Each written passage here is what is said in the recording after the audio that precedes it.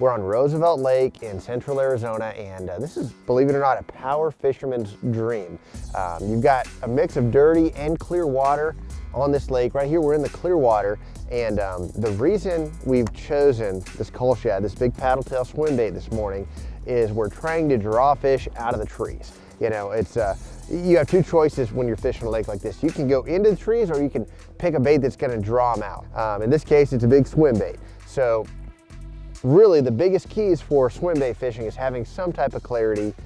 You know, you're not going to want to throw this in muddy water. You can throw it in stained water for sure, but clear water is a big plus. And then today we've got clouds. That's a really, really big deal.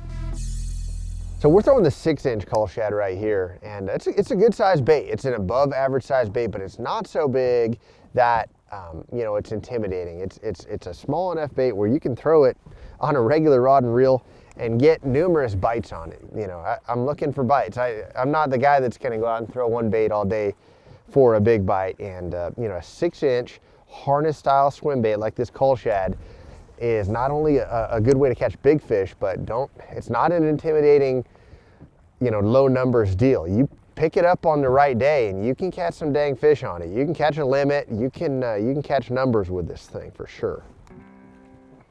All right, so as you can see around us, it's flat calm right now, and we're a little bit, maybe a little bit post-frontal. We're kind of in the middle, in between two big storms.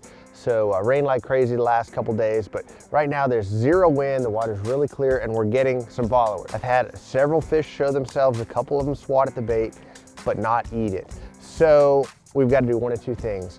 Get to somewhere where the wind is actually blowing, still get a little chop on the water, or find something that's just not quite so clear. It's gonna up our odds of those fish making a mistake on this bait.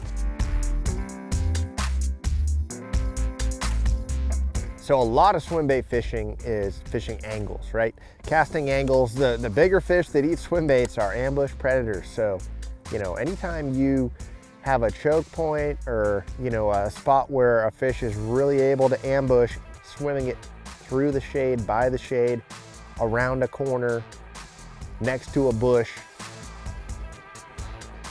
So I've got the lime ice color on right now.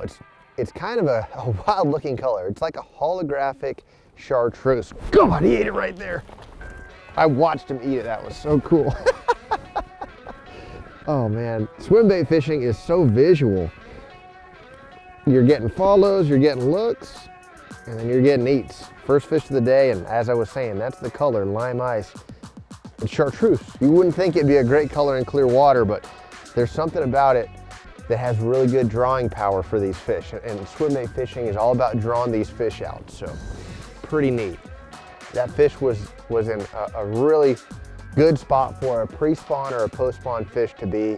We've got a little spawning pocket in front of us right here, and we're on a steep transition. So if you look at the bank, we got a steep bluff, turns into 45, and then turns into a flat spawning pocket. That's his last stopping spot on the way in, and his last stopping spot on the way out.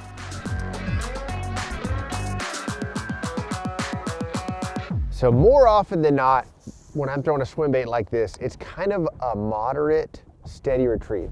Sometimes it's a little slower, sometimes it's a little faster. So I'll start out with just a medium retrieve. If the water's dirtier, I'll tend to slow it down a little more. If the water's cleaner, I'll tend to speed it up a little more. The only way that this is able to work is you've got a bait that draw fish out of the wood. And they'll actually, I mean, they'll come out and they'll swim several feet to smoke this thing. You need that when you're fishing around heavy wood like this. It's all about drawing power with throwing swim baits. Swim baits are all about balance. It's all about weighting, it's all about balance, because you want it to look natural in the water. The biggest thing here is, you know, you've got your two nail slots. You've got one in the front, one in the back.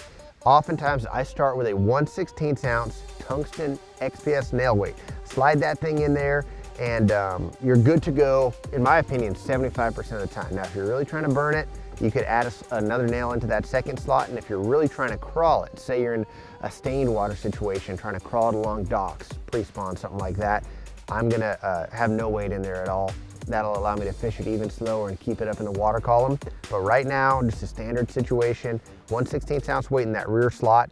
And then the other big thing is the way that we keep this hook in place. The cull shad comes with this little clip, and as you can see, When a fish eats it, it's gonna easily slide off, but the clip holds that hook dead center in place so it's balanced. With a lot of other baits, it's real easy for that hook to kind of go off center, fall off the magnet, whatever. This clip is really, really good at holding that in place. When you get a bite, it slides away, you're able to fight that fish. So for throwing the cull shad, I prefer a 7.6 medium heavy action rod paired with a pretty beefy reel, 6.7 to 1 gear ratio. That mid gear ratio is really what you want. And then I like throwing this thing on 17-pound tech. My preference is the Abu Garcia Veritas rod. The STX reel, it's got big knobs, big handle, gives you a lot of leverage over those fish when you're fighting them. And then as far as the line goes, Trilene 100% fluorocarbon, I think is really good, tough stuff for this. So as the seasons go on, you know, with a bait like this, there are a lot of different opportunities that you can find to throw it. You know, you always have X amount of fish that move shallow in the fall. It's a pretty versatile bait as far as what you can throw it in and around. I mean, you can throw it along a bluff, and then you can go throw it on a flat or back in a pocket. You can throw it over a point and have fish come up and eat it. So, you know, I would say spring is the best time, but it's a bait that I've always got in the boat, and I'm always looking for opportunities to throw it. But really, between the months of February through May, it's on the deck. It's not just tied on, it's on the deck.